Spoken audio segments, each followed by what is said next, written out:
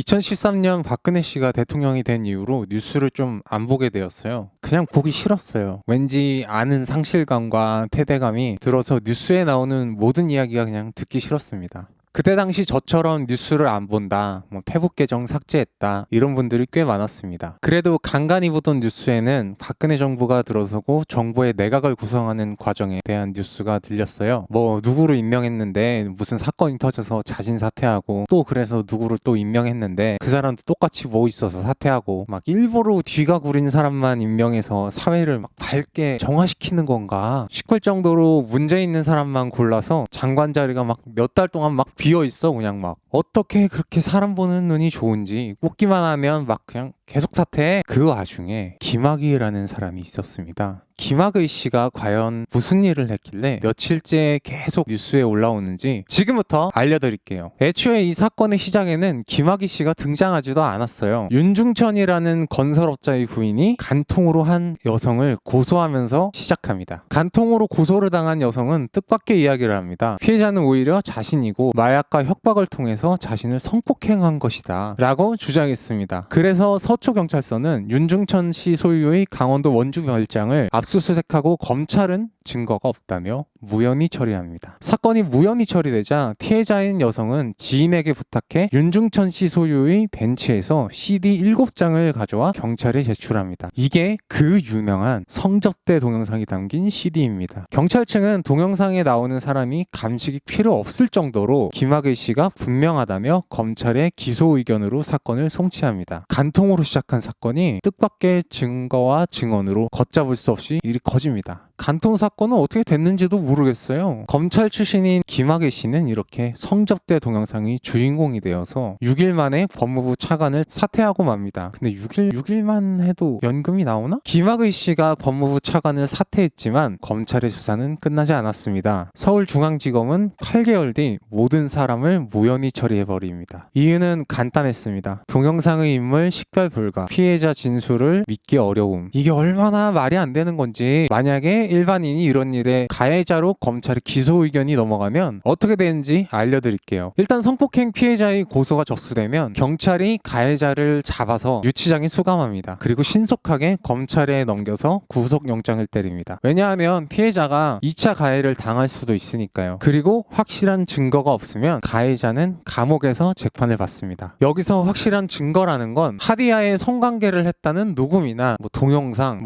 서면으로 작성한 문서랄지 이런 겁니다. 성폭행 관련 수사는 이렇게 남자에게 일반적으로 엄청 불리하게 진행돼요. 그런데 이 사건은 오히려 동영상이라는 확실한 물증이 있는데도 불구하고 이례적으로 눈과 귀를 막고 수사했습니다. 피해자의 진술을 믿기 어렵다는 건 피해자가 진술을 엄청 많이 번복하거나 증거와 반대되는 진술을 하거나 말도 안 되는 거짓말을 한다는 건데, 마약을 사용해서 여성들을 집단 윤관했다는 증언에 일치하는 증거로 피해 여성들이 머리카락에서 마약 성분이 발견됐습니다. 약 30명의 일반 여성들이 집단으로 윤관당하는 모습이 담긴 일면 김학의 성접대 동영상은 이렇게 아무도 처벌받지 않았습니다. 일반인이었으면 마약에 협박, 집단 특수의 위계강간인 이 어마무시한 사건이 검찰 출신에게는 너무나 쉽게 풀렸습니다. 인터넷에 김학의 관계도를 검색하면 이 사건에 최근 논란이 되고 있는 승리 정준영 게이트와도 엄청나게 많이 연관되어 있는 걸 알 수 있습니다. 심지어 박근혜 정부의 비선실세였던 최순실이 김학의 부인과 두터운 친분관계였다는 이야기도 있습니다. 또 과거 김학의 씨가 검찰일 때 수사지휘를 맡았던 가수 박봄 씨의 마약 밀반입 사건도 재조명되고 있습니다. 이렇게 무슨 고구마 줄기처럼 줄줄이 엮어서 올라오는 의혹에도 계속 수사만 한다고 하고 아직 처벌받는 사람이 없습니다. 기사는 계속 나오고 의혹은 점점 커지는데, 피해자 여성분이 오열하며 살려달라고 호소하는 뉴스까지 나오는데도 법적으로는 아무런 조치가 취해지지 않았습니다. 왜냐하면 이걸 수사하는 검찰과거사위원회가 강제 수사권이 없거든요. 강제 수사권이 없는 그야말로 위원회라서 출석 안 하면 그만인데 김학의 씨가 바보도 아니고 조사받겠어요? 그래서 여기 고위공직자 비리수사처가 꼭 필요한 것인데 이걸 자유한국당이 아주 극렬하게 반대하고 있습니다. 그래서 1년이 걸리는 패스트트랙으로 통과하려고 했더니 이번에는 또 바른미래당이 갑자기 반대합니다. 공수처를 극렬히 반대하는 자유한국당 황교안 당대표, 대구 중남부 곽상도 의원은 그때의 법무부 장관 그리고 민정수석이었습니다. 숨기는 자가 범인이다. 고양이뉴스 원재윤이었습니다. 안녕!